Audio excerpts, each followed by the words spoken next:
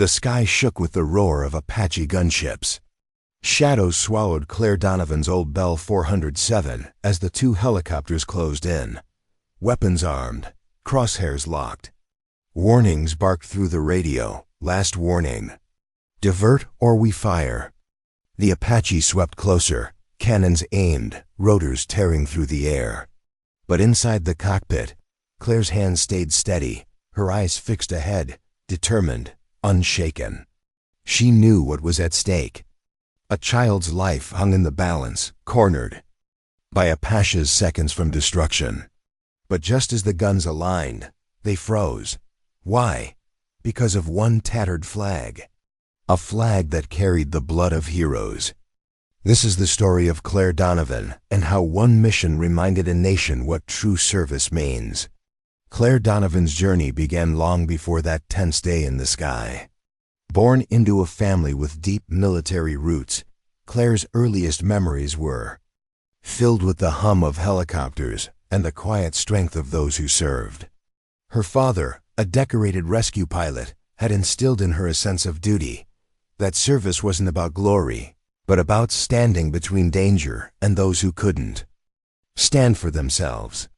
It was no surprise when, at just 22, Claire earned her wings and joined one of the most elite and secretive units in modern military aviation, Freedom Wings. Freedom Wings wasn't officially listed on rosters, and its missions rarely made it into reports. They were the ones called in when no one else could get the job done. Whether it was extracting a stranded Special Forces team from a hostile valley or delivering vital supplies to civilians trapped by conflict, Freedom Wings flew where others wouldn't or couldn't. Their motto wasn't painted on walls or printed on patches. It lived in their actions. No one left behind. And for Claire, that wasn't just a slogan. It was a promise she made every time she stepped into the cockpit. During her years with Freedom Wings, Claire flew missions that tested the limits of both machine and human endurance. She piloted through sandstorms in the dead of night, braved enemy fire to reach the wounded, and touched down on terrain so treacherous that even drones were reluctant to cross it. There were scars on her aircraft, on her body, and on her heart. She carried the weight of comrades lost, of civilians she couldn't save despite risking everything. But she also carried the quiet victories, the small child airlifted to safety, the medic pulled from a collapsing building, the Special Forces team that made it home because she refused to give up. After nearly a decade of service, Claire's time with Freedom Wings came to an end. But her mission didn't. While many of her fellow pilots retired to quieter lives, Claire couldn't shake the need to keep flying, not for medals or recognition, but for the same reason she always had, to reach those no one else would. Using every cent of her savings, Claire bought an aging Bell 407 helicopter and founded Sky Angel, a private emergency air service.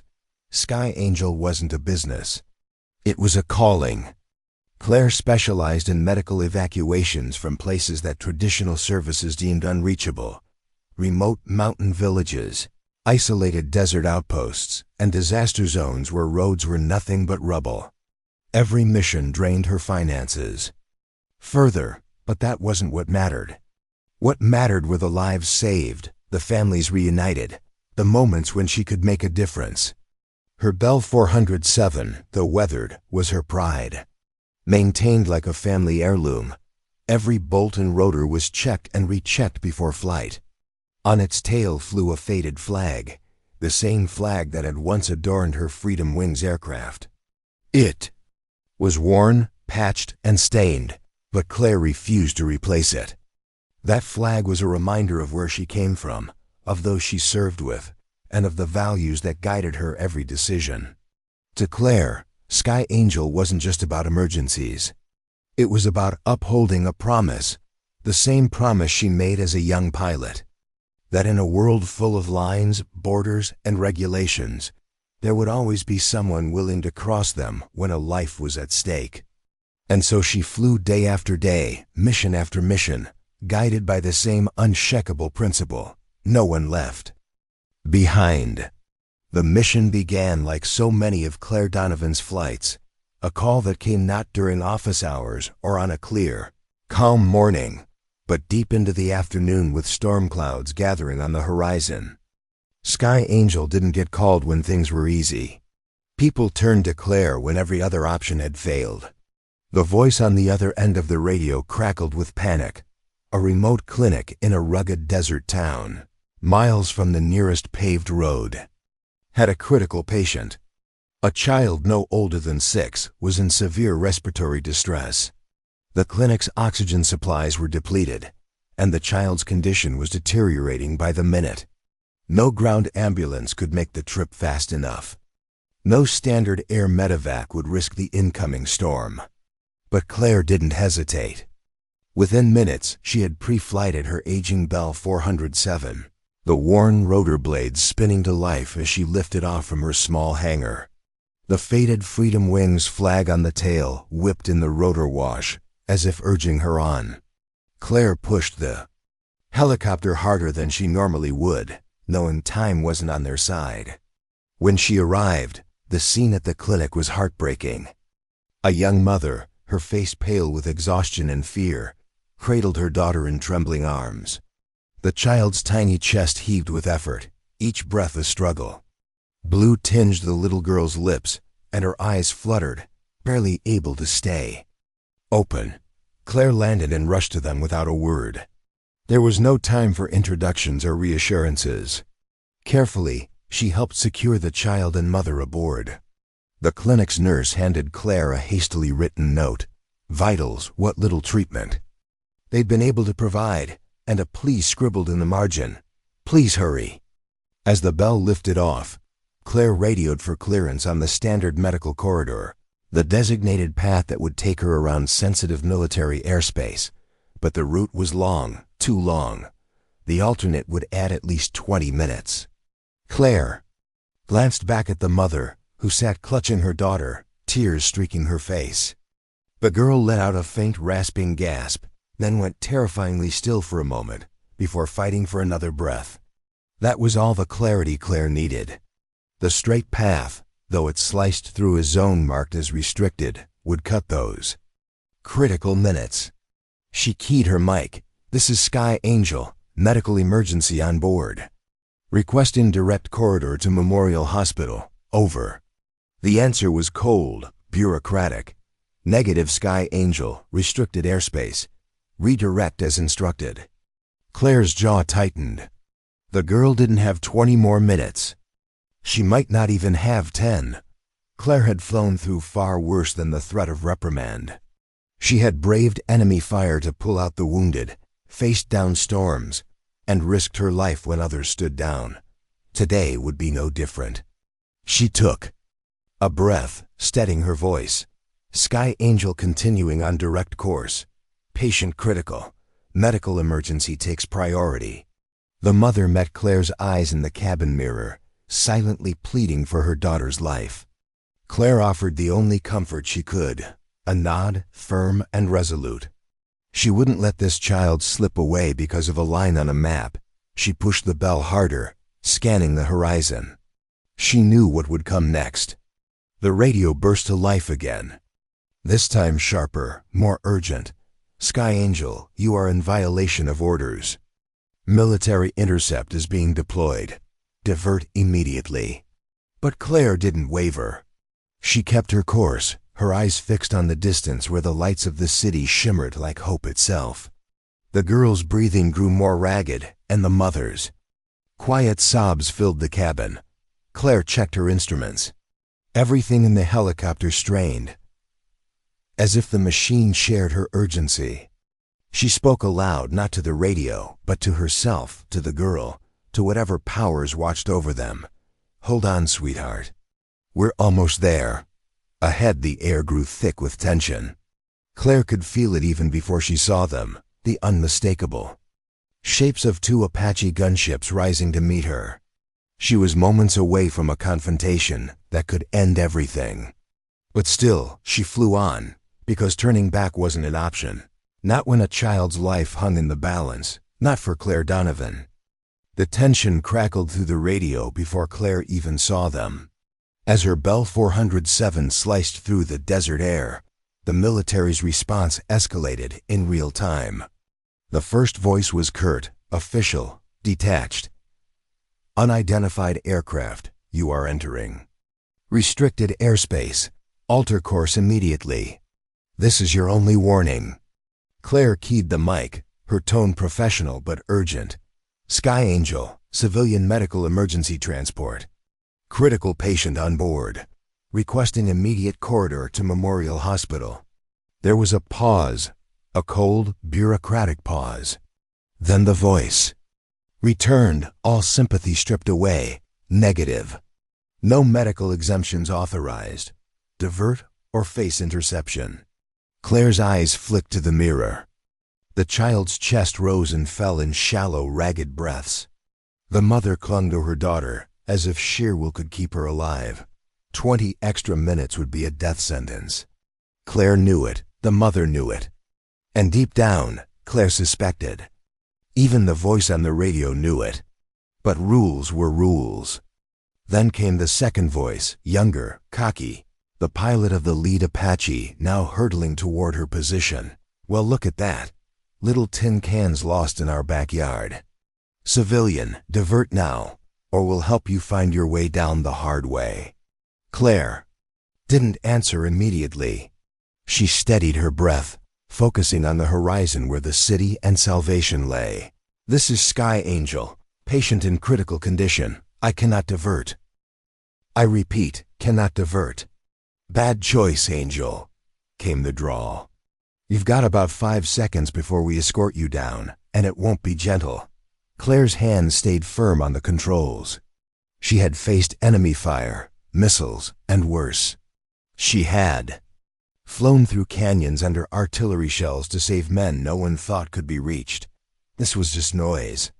Sky Angel continuing on present heading, she said evenly. I'm not turning back. The radio crackled again, louder this time, as the Apaches drew closer, rotors whipping the desert dust into a frenzy. Sky Angel, final warning. Divert or we fire warning shots. Claire kept her voice calm, steady. Your warning is received, but I will not endanger this child's life. Do what you must. From the cockpit of the lead Apache, Lieutenant Mark Tully shook his head, smirking. Behind his visor. To him, this was just another exercise in enforcing regulations. Another reckless civilian who thought they could break the rules because of some sob story. He toggled his comms. Control, request permission for warning shots. Let's end this game. Negative Apache 1, came the controller's voice, though doubt edged into the command. Hold position. Maintain intercept only. But Tully was itching to make his point. He banked hard, bringing his Apache alongside Claire's helicopter, close. Enough that she could see his helmeted figure, his chin gun tracking her with cold precision. His wingman flanked the other side, boxing her in. Inside her cockpit, Claire felt the thrum of the powerful war machines, so near she could almost feel the heat from their engines. The Bell 407 shuddered in their wash, but she didn't flinch. Her eyes stayed fixed on the instruments, on the sky ahead. Every instinct told her to hold steady, to keep going, because what waited behind her was bureaucracy, but what waited ahead was hope. Tully's voice sneered across the radio again. Last chance, Angel. Pretty soon your tin can's going to need a tow truck. Claire said nothing. She let the silence speak for her. A silence that carried the weight of a choice made in the name of life, not rules. But then, just as Tully lined up for another intimidation pass, something caught his eye. The flag, that tattered, sun-bleached, blood-stained banner fluttering from Claire's tailboom. In that instant, everything changed. The smirk dropped from his face, his hand froze on the stick, and his voice, once so sure, faltered. Control, abort. I repeat. Abort intercept. That's freedom wings. The arrogance melted into shock, and for the first time, Tully really saw the pilot before him, Not a reckless civilian, not a nuisance, but a comrade, a legend. On the ground, controllers scrambled to pull up files they never thought they'd need. In the sky, the Apaches eased back, their guns lowering, their posture shifting from predator to protector. And through it all, Claire flew on, steady, resolute, because she wasn't there for glory. She was there for the child. And in that moment, the sky remembered what service truly meant. The Apaches held their position tight, their dark forms cutting through the stormy sky like predators closing in on their prey. Inside his cockpit, Lieutenant Mark Tully felt the pulse of adrenaline in his veins, fingers hovering over his controls. As the rotors throbbed with restrained power, the civilian pilot wasn't backing down. Against orders, against threats, she held her line, and he was moments from making good on his warning. But then something in the corner of his vision caught his eye. The Bell 407's tail swayed slightly in the turbulence, and that's when he saw it. A flag, no, not just a flag, a tattered, faded banner, clinging stubbornly to the old aircraft like a ghost from another time. Its fabric was sun-bleached, edges frayed, patches sewn where the material had been torn. And in the upper corner, a dark stain, brown with age, but unmistakable to anyone who'd seen it before. Tully froze, his breath hitched as memories he'd long buried surged to the surface.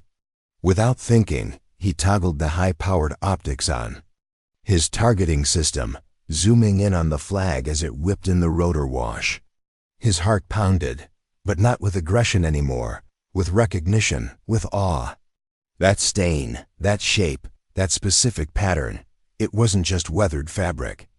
It was history. It was the flag that had draped the casket of Staff Sergeant Daniel Torres, his childhood friend's older brother, the man who had given his life in 2013 during a mission that should have been a massacre, the mission where freedom wings, against all odds, had flown into the teeth of hell and pulled an entire team out alive. Mark had been there at the memorial. He had stood, a young cadet in uniform, watching that flag folded with reverence and handed to the grieving family. He'd felt the weight of what it meant. And now, here it was, not in a case, not under glass, but flying once more, torn but proud, from this pilot's aircraft. Tully's hands began to shake. His voice, moments ago brash and cocksure, cracked across the radio. Control, abort. I repeat, abort intercept. That's Freedom Wings. The command center fell into stunned silence. Even the ground controllers, officers, who had dismissed this as a routine airspace violation, could hear the change in his tone, the weight of it, the gravity. Confirm that, Apache 1, came the reply, quieter now, uncertain. Tully swallowed hard, his visor hiding the emotion on his face, but not from his voice. Confirmed. Freedom Wings colors, authentic. This pilot, she's one of them. Beside him, his wingman drew back, no longer crowding the Bell, no longer boxing her in. The aggression melted from the air. The Apaches pulled into a looser formation, falling into line, not as enforcers, but as escorts. In that breathless moment, the battlefield of bureaucracy and rules shifted. The arrogance of assumption gave way to the humbling power of truth. Inside her cockpit, Claire Donovan remained steady. She didn't know what had caused the sudden change, only that the Apaches no longer pressed in. The radio crackled again, but now the voice that came through was different. Respectful, subdued. Sky Angel, this is Apache 1. Please continue on your course. We'll provide escort. Claire blinked, surprised but focused. She offered a simple reply. Copy that, Apache 1. Thank you. Far below, in the command center, junior officers scrambled to pull up files they never thought they'd need. The name Claire Donovan appeared, with records so classified that even high-ranking staff had no clearance to view them fully. But what little they could see told them enough. Freedom Wings, decorations earned in missions that officially never happened. Colonel James Carter, the base commander, stepped to the comms console himself, voice low and steady. "Sky Angel, this is Colonel Carter. We extend our deepest respect. You have full clearance through any airspace, and you have our thanks." But Claire didn't fly for thanks. She didn't fly for recognition. She flew for the child whose life still hung in the balance, and for every soldier, every civilian, every soul who'd ever needed someone to come for them when hope seemed gone. And in the sky that day, 2 gunships designed for war fell in alongside her, not as threats, but as guardians. What had begun as a confrontation became a tribute, a moment where duty rose above protocol, and a faded flag reminded everyone watching that true service never fades and never flies alone. The radio room at the Regional Military Command Center had been, until moments ago, a place of routine, another airspace violation, another protocol to enforce. The officers on duty had responded as they always did, by the book, efficient, unquestioning. But when Lieutenant Tully's voice broke through, filled with shock and reverence rather than bluster, the entire atmosphere shifted. "Control, abort. I repeat, abort intercept. That's Freedom Wings." The words echoed across the comms, hanging in the air like a thunderclap. Inside the command center, junior officers froze mid-task, their fingers hovering above keyboards and control panels. The room, once filled with the low hum of chatter and equipment, became utterly still. Even those with no idea what Freedom Wings was could feel the gravity in Tully's tone. "Freedom Wings?" One officer whispered, confusion in his voice. But for Colonel James Carter, standing at the head of the room, there was no confusion, only memory. Carter's face went pale beneath his salt and pepper hair, and his mind flashed back to a desert valley over a decade ago, when he'd been a young major, cut off with his unit, certain they'd be overrun. And then, through smoke and chaos, Freedom Wings had come, pilots who had flown straight into enemy fire to bring them home. He stepped forward, his voice cutting through the stunned silence. "Get me everything we have on that aircraft now." Screens flickered to life, files marked classified opening layer by layer as clearance codes were hastily entered. The name appeared, Captain Claire Donovan, Freedom Wings, decorated for missions in Iraq, Afghanistan, and other theaters unnamed, unseen, but never forgotten by those who lived because of them. The room seemed to exhale all at once. "Sir, a young lieutenant stammered. "She's requesting emergency clearance. She's got a critical patient on board. That's why she entered restricted airspace." Colonel Carter didn't hesitate. "Patch me through. Direct line now." Within seconds, his voice crackled over the radio, calm and resolute. "Sky Angel, this is Colonel James Carter, Regional Command. Captain Donovan, I want to personally extend our deepest respect. You have full clearance through all airspace. We are honored to support your mission." There was a pause on the other end. Then Claire's voice, steady and humble. "Thank you, Colonel. Just doing my job." Carter smiled grimly, and reminding us all what the job really means. As the Apaches shifted their formation, they no longer hovered as threats. They fell into position at Claire's flanks, their weapons no longer aimed, but lowered in silent tribute. Where moments ago they had been enforcers of airspace regulations, now they flew as an honor guard, an escort, not of obligation, but of respect. In the cockpits of the Apaches, the pilots felt the change as well. Tully's heart pounded with something more than adrenaline, with awe. He'd almost made a terrible mistake, almost reduced a hero to a target. But now he flew beside her, humbled. "Sky Angel," Tully called over the comms, his tone transformed. "Stripped of arrogance. We'll make sure you have a clear path all the way in, whatever you need." "Copy that, Apache 1. Let's get her there," Claire replied, her focus unwavering, her purpose clear. And so they flew, the battered Bell 407 at the center, flanked by 2 of the most powerful war machines in the sky, not as predators, but as protectors. The sun broke through the storm clouds, casting golden light on the formation, as if the sky itself recognized the moment for what it was. In the command center, the atmosphere had shifted entirely. What had begun as an enforcement action had become a lesson. Junior officers leaned over their consoles, watching the radar blips of the formation with newfound respect. Orders were issued, not with barked commands, but with care and precision. Clear all civilian and military traffic from their route, Carter ordered. Make sure that corridor stays open. Nothing interferes with that mission. Yes, sir. What Claire Donovan had done that day wasn't just save a child. She'd stirred something that had gone quiet in many hearts. The memory of what service meant beyond rules and regulations. That sometimes real duty meant seeing the human need before the handbook. As the small formation neared the hospital, Carter stood at the window of the control tower, watching the sunlit sky. He nodded to himself quietly, unseen. "Godspeed, Captain," he murmured, "and thank you for reminding us who we are."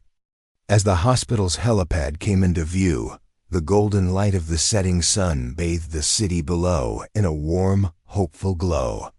The small Bell 407, weathered and battle-scarred, descended with the grace of a machine guided by purpose. On either side, the Apaches maintained their formation, no longer guardians of restricted airspace, but silent tributes to the woman who had reminded them all what true service looked like. Claire set the helicopter down gently. Before the rotors had even stopped spinning, the hospital's medical team rushed forward, their movements precise and practiced.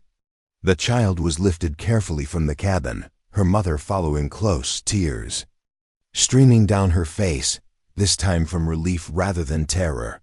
The girl was alive. There was a chance now, because of one pilot who had refused to let rules outweigh humanity. As the medical team worked, Claire sat in the cockpit, catching her breath. She felt the vibration of the Apaches as they hovered nearby. And when she looked up, she saw them dip their noses in a final salute before banking away, returning to their base, their mission no longer enforcement, but honor. But the impact of that day didn't end on the helipad. Within hours, word of the encounter spread through military channels like wildfire. It wasn't gossip. It was reverence.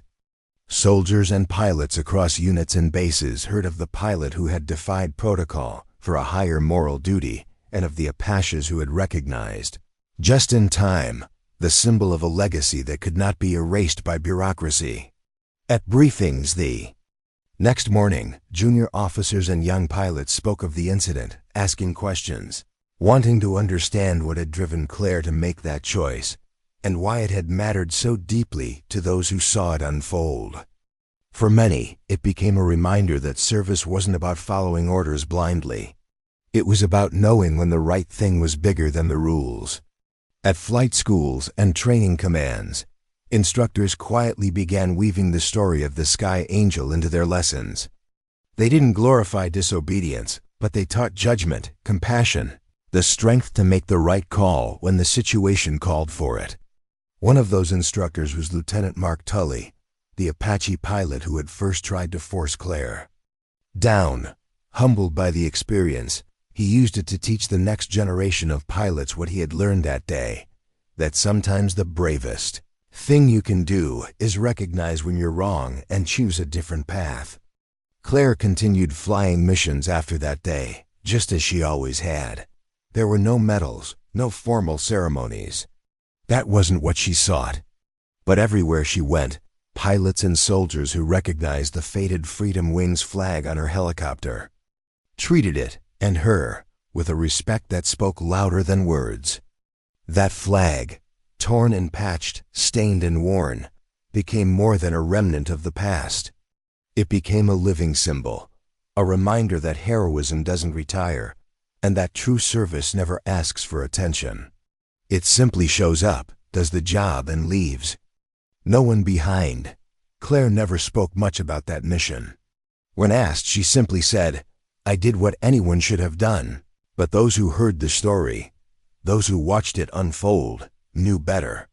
She had done what many wouldn't have dared, and in doing so, she had reminded a generation of what it means to wear a uniform or to serve in any way at all. That day, the Apache's return to base changed. The command center quieted, humbled. The hospital saved a life. And somewhere in the heart of a nation that too often forgets the quiet sacrifices of its heroes, Claire Donovan became a story worth telling, not for glory, but for truth. In a world where rules often seem to overshadow reason and bureaucracy threatens to choke out compassion, the story of Claire Donovan stands as a reminder of what duty and courage truly mean. That day in the sky wasn't just about a pilot defying orders or a child's life saved. It was about legacy, a legacy of service that doesn't end when the uniform comes off or when the mission is over. It's a legacy that lives in every choice we make, especially when no one is watching. Claire didn't choose the easy path. She didn't choose safety. She chose what was right. When the world told her to stand down, to follow protocol, she chose to follow her conscience. That's real courage, the kind that doesn't seek recognition, doesn't come with medals or speeches, the kind that simply acts because it must. And what about the Apaches? What about those pilots who, in a heartbeat, had to confront the weight of their own assumptions? They remind us that respect isn't given because of rank or title or regulation. Real respect is earned in the moments when we recognize something greater than ourselves, when we set aside pride and protocol to honor truth. In that sky, 2 gunships became guardians, not of airspace, but of values long held sacred. Today, in our own lives, we face different versions of that choice. Maybe it's not a helicopter or a battlefield. Maybe it's a decision at work, at home, in our communities, when to speak up, when to step in, when to put compassion before convenience. The world still needs people like Claire Donovan, people who understand that duty isn't about doing what's easy. It's about doing what's right, even when it costs you. So now we ask you, the viewers, the ones who have traveled through this story with us, what would you have done in Claire's place? Does real respect come from the stripes on a sleeve or from the quiet actions that no one may ever see? Tell us in the comments below. Share your thoughts, your own experiences, your hopes for what courage looks like today. And if this story moved you, if it reminded you of the values we should all strive to live by, hit that like button, subscribe, and join us as we continue to share stories that honor the quiet heroes among us. Because sometimes the greatest legacy isn't written in history books. It flies on the wind, in a tattered flag, and in the hearts of those who refuse to leave anyone behind. Thank you for watching.